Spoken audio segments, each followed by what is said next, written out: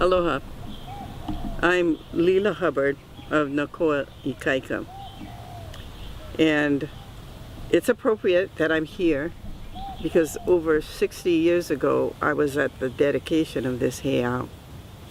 And for most of my life I've been part of the Hawaiian sovereignty movement and worked for the betterment of the Hawaiian people in various ways. I was involved with the fight on H3, first of all when it was supposed to go through Moanalua, and then when it was to go through Halawa, and I set up the first protest against the Bishop Museum in Halawa, in Haiku and Luluku. We knew there were cultural treasures, 6-foot walls, part of a heiau, massive irrigation systems, the biggest that they'd found, and all of this was destroyed. We learned this through Buddy Neller, an honest archaeologist, who said, even if something is destroyed, you can still learn a lot. And they could have learned a lot about the different types of agriculture by really studying the area. So we tried to save what we could in the area for future generations, and that's what we worked on for many, many years.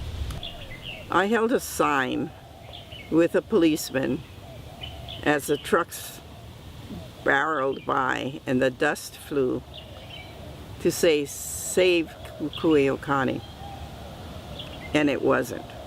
It was destroyed by H3 because the archaeologists said it was in one place, and McAllister, who is well known in the field of archaeology, said no, it's in another place, and that is the place where the people of the area said Kukueokani is.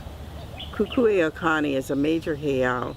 There were over 800 iwi in the heiau, which were backhoed and destroyed. Right now there's drainage and electrical cords running through this heiau. And it meant a lot to me to be able to get to it. I wanted to be able to go to the heiau, and I can't without a path being laid out. I can't make it, because I'm too old.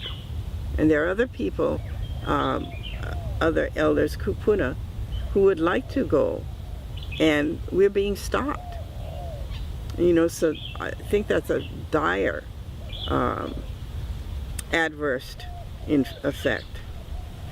Another adverse effect is, of course, what was destroyed with the actual highway through the area.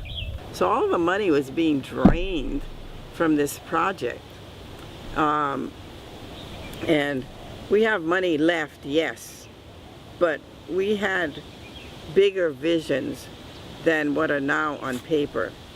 Initially, we had set up our own idea of what we wanted and how the grant was to be governed and how we would take care of this cultural treasured areas.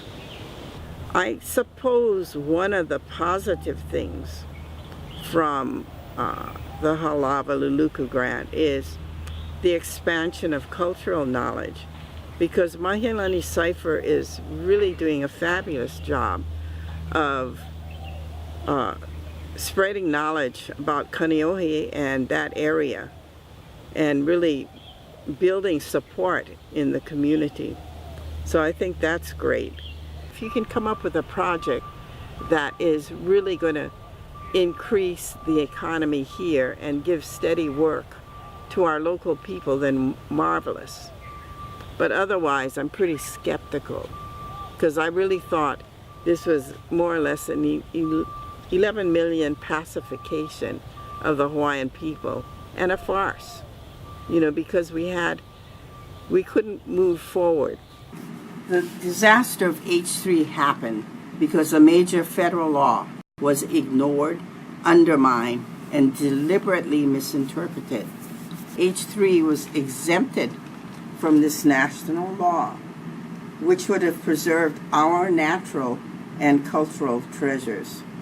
Instead, through manipulation, much was destroyed in Halawa-Luluku. Act 106 stipulates that a project must be viewed holistically, that is, as one cultural landscape. We learned that vital lesson in HLID, from the mountains to the sea. That is how the area should be viewed. According to the Historic Preservation Act, this is a contiguous landscape. I'm praying that what we planned, the cultural preserve, actually happens. That's what I pray. I would like to see our children learn more.